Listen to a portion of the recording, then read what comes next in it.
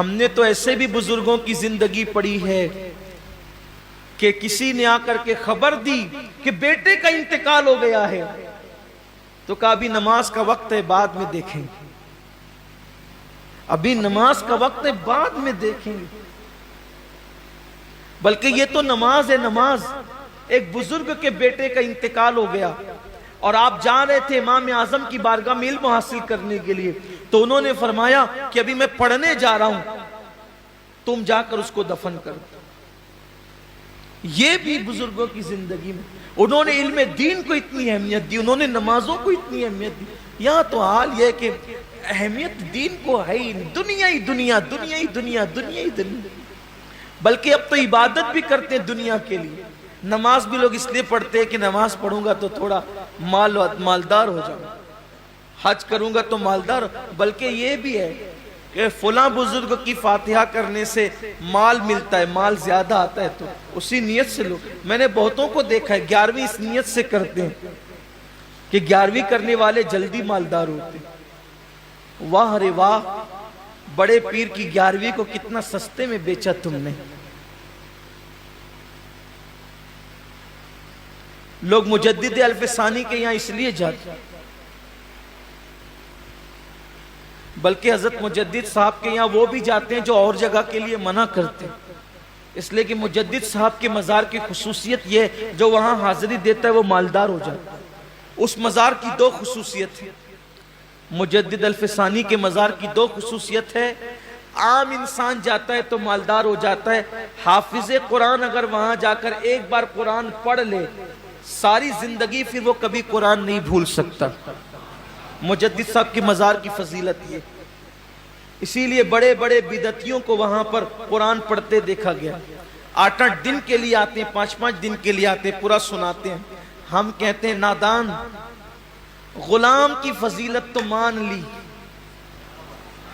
جس نے وہاں سے نعمتیں پائی اس کو کیوں نہیں مانتا؟ بات یہ ہے، اس کو کیوں نہیں؟ لیکن میں یہ کہنا چاہتا ہوں 11ویں کی عظمت اپنی جگہ، لوگ ہر مہینہ غریب نواز کے یہاں جاتے ہیں، یہ غریب نواز نوازتے بہت جلدی، ہر چھٹی جاؤ تو بہت جلدی مال آتا ہے۔ میں کہتا ہوں جاؤ، ہر چھٹی نہیں بلکہ بار بار جاؤ، انگنت بار جاؤ، مگر نیتوں کا قبلہ درست کر لو۔ ارے جو مال کے لیے جا رہے ہو مال ختم ہو جائے گا، کبھی اس لیے بھی تو جاؤ یا غریب نواز مال تو بہت دیا ہے، اب ذرا اللہ سے بھی ملا دے۔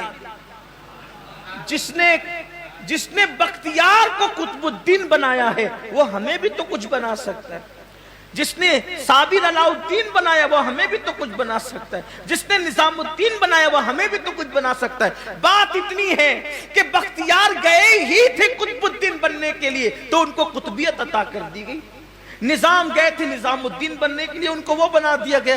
ہم جاتے صرف بیٹی کے رشتے کے لیے، بیٹے کے رشتے کے لیے، بچوں کے لیے، بھائیوں کے لیے اور روزی مانگنے کے لیے، تو ہمیں اتنا ہی کچھ ملتا ہے۔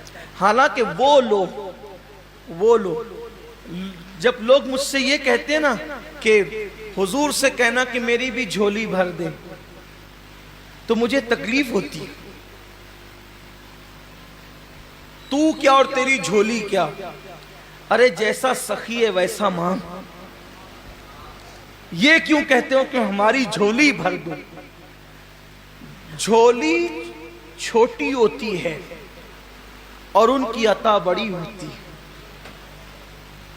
جھولی بھرنے کی بات مت کرو، ارے وہاں سے تو خدا ملتا ہے، وہاں سے جنت ملتی ہے، اس نے جھولی کی بات، جھولی چھوٹی، چھوٹے دامن کو جھولی کہتے ہیں، اس لیے جھولی کی بات مت کیا کرو، بلکہ یوں کہا کرو یا رسول اللہ آپ شان والے مجھے اپنی شان کے مطابق عطا کریں۔